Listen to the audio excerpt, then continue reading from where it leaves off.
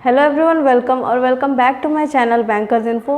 इस वीडियो में हम IBPS PO प्रीलिम्स के प्रिपरेशन स्ट्रैटेजी के बारे में बात करने जा रहे हैं।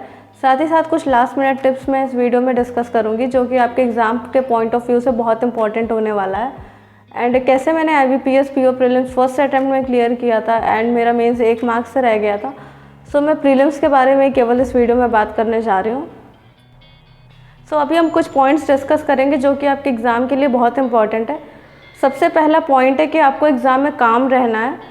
अगर आप अपना दिमाग काम नहीं रखोगे तो DI या फिर सीटिंग अरेंजमेंट में कोई भी क्वेश्चन अगर आपका फंसेगा तो उसका इम्पैक्ट आपके आगे के क्वेश्चंस पे पड़ेगा एंड आपका पेपर इस वजह से ख़राब हो जाएगा। तो अपना दिमाग शांत रखना एग्ज़ाम के टाइम में बहुत ज़्यादा ज़रूरी होता है। बहुत लोग क्या होता है कि कोई पज़ल में फंस गया, सीटिंग अरेंजमेंट में फंस गया तो बार बार उसको सॉल्व कर रहे हैं, बार कर रहे हैं। 2 या 3 बार अगर नहीं हो रहा है तो उसके आगे के क्वेश्चन करो। लेकिन कुछ लोग उसी पे लगे रह जाते हैं जिसकी वजह से उनका आगे का पेपर ख़राब हो जाता है। तो आपको अपना दिमाग एग्ज़ाम टाइम में बहुत शांत रखना है। सेकंड पॉइंट है कि आपको अंडर कॉन्फिडेंट होकर पेपर नहीं देना है। क्या होता है कि अगर हम PO का पेपर देते हैं तो हमारे दिमाग में एक चीज़ रहता है कि PO का पेपर टफ होता है एंड वो नहीं क्लियर हो पाएगा। एंड अगर इस माइंडसेट से हम पेपर देंगे तो वो ऑब्वियसली नहीं क्लियर होगा। आपको ये सोच के चलना है कि मैंने अगर फॉर्म भरा है, मैंने इसके लिए पढ़ाई की है, प्रिपरेशन किया है, तो वो क्यों पेपर ख़राब होगा। अगर मेहनत की है तो पेपर अच्छा होना ही होना चाहिए। तो ये चीज़ आपको दिमाग में रखना है। एंड अंडर कॉन्फिडेंट नहीं होना है, ओवर कॉन्फिडेंट भी नहीं होना है, अंडर कॉन्फिडेंट भी नहीं होना है। कॉन्फिडेंस रखना है, एक हेल्दी कॉन्फिडेंस रखना है कि पेपर अच्छा होगा एंड ये सोच के एग्ज़ाम देना है। एंड थर्ड पॉइंट है कि आपको कोई भी प्री डिटरमाइंड नंबर दिमाग में रख के पेपर नहीं देना है। बहुत लोगों का होता है कि वो लोग टारगेट सेट करके जाते हैं कि मुझे 70 प्लस करना है, मुझे 60 प्लस करना है, इतने क्वेश्चंस करके ही आने हैं। तो ऐसा सोच के मत चलो, क्योंकि अगर पेपर टफ आ जाएगा तो उतने क्वेश्चंस हो नहीं पाएंगे एंड प्रेशर के वजह से, दिमाग में टेंशन होने की वजह से आप गलत क्वेश्चंस अटैम्प्ट कर लोगे। तो ये चीज़ कभी मत करो। कोई भी नंबर सोच के मत चलो कि मुझे इतने ही क्वेश्चन करने हैं। पेपर जैसा आ रहा है, जितना क्वेश्चन बन पा रहा है आपसे अच्छे से, उतने ही बनाओ। तो ये 3 पॉइंट्स आपको एग्ज़ाम देने जाने से पहले दिमाग में रखने हैं। एंड लास्टली इसकी क्या स्ट्रैटेजी होगी। इस स्ट्रैटेजी में आपको सीक्वेंस ऑफ क्वेश्चन बहुत ज़्यादा ज़रूरी होता है PO के एग्ज़ाम में। अगर आप गलत सीक्वेंस में क्वेश्चन पिक करके सॉल्व कर रहे हो तो आपका काफ़ी टाइम वेस्ट हो जाएगा एंड आपके अटैम्प्ट भी अच्छे नहीं बनेंगे एंड जो आप क्वेश्चन करोगे उसमें भी आपके गलत होने के चांसेस रहेंगे। एंड सीक्वेंस आप अपने हिसाब से भी सेट कर सकते हो। सीक्वेंस सेट करना बहुत ज़्यादा इंपॉर्टेंट होता है।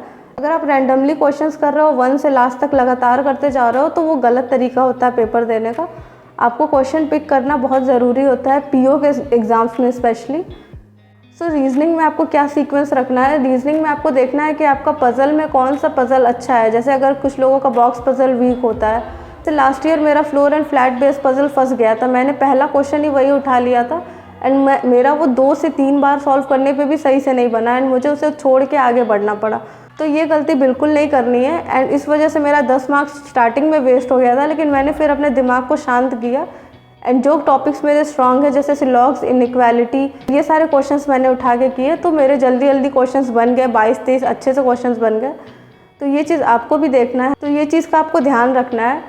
तो सबसे पहले आप क्वेश्चन नंबर 1 पे अगर मिसलेनियस क्वेश्चन आ रहा है तो आप मिसलेनियस से ही स्टार्ट करो। मिसलेनियस में भी सिलॉगिज्म, इनइक्वालिटी, चाइनीज़ कोडिंग, ये सब क्वेश्चन करो। फॉरवर्ड बैकवर्ड वाले क्वेश्चन या फिर वर्ड पेयर फॉर्मेशन वाले, ये सब आप छोड़ भी सकते हो या लास्ट के लिए रखो।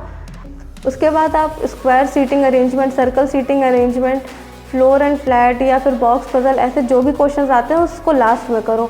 एंड लास्टली आप फिर backward forward pair formation and ये सारे क्वेश्चन जो छोटे छोटे जो काफ़ी टाइम वेस्ट करते हैं वैसे वाले क्वेश्चन करो।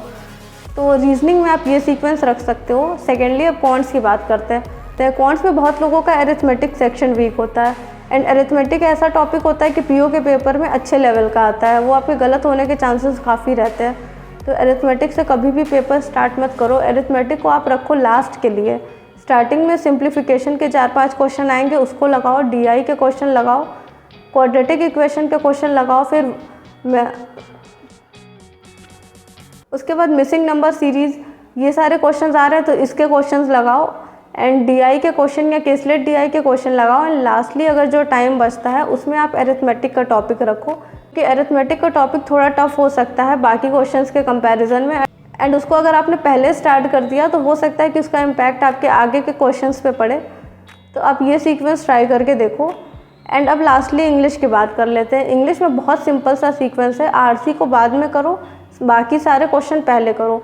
तो आरसी जो भी है आपका 8 क्वेश्चन 10 क्वेश्चन आता है उसको लास्ट के लिए रखो, एंड बाकी जो भी क्वेश्चंस होते हैं उसको आप पहले कर लो। जो मिसलेनियस क्वेश्चंस 1-1 मार्क्स के होते हैं उसको आप पहले कर लो। आरसी के लिए आप 8 से 10 मिनट बचा लो, या फिर आप 7 मिनट भी बचाओगे तो प्री के आरसी के लिए काफ़ी होता है। तो आरसी को आप लास्ट में रखो एंड बाकी क्वेश्चन आप पहले कर लो। सो ये सीक्वेंस काफ़ी अच्छा सीक्वेंस है। अगर आप इसको ट्राई करोगे तो आपके 60+ क्वेश्चंस भी बन सकते हैं एंड सही क्वेश्चन बनेंगे। एग्ज़ाम में अभी 2-3 दिन का टाइम है, 23rd से पहला पेपर स्टार्ट हो रहा है।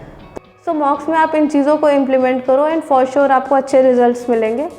So all the best for your IBPS PO prelims exam. Don't forget to like, share, subscribe to my channel Bankers Info.